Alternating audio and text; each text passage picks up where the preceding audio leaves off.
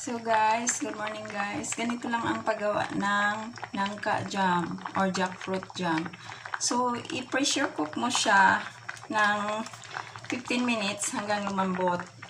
Ang tubig, ano lang, konti lang siya, mga around 1 and 1/2 cups kasi 'di ba yung jackfruit matubig din siya. So, 'yun.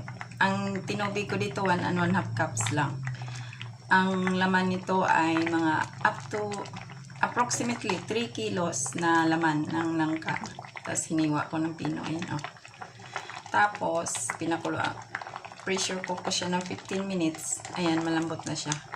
Tapos, after 15 minutes, binuksan ko na yung pressure cooker.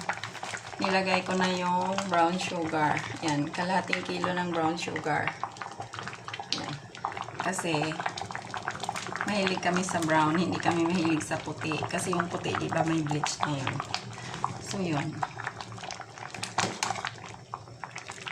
Yan, guys. Tapos, lutuin mo pa siya ng medyo matagal pa hanggang sa magiging thick. Magiging na siya, yung parang medyo sticky na. O, mamaya ipakita ko sa inyo, ha, pagluto na. O, for now, patayin muna natin ang video. Thank you so much, guys, for watching.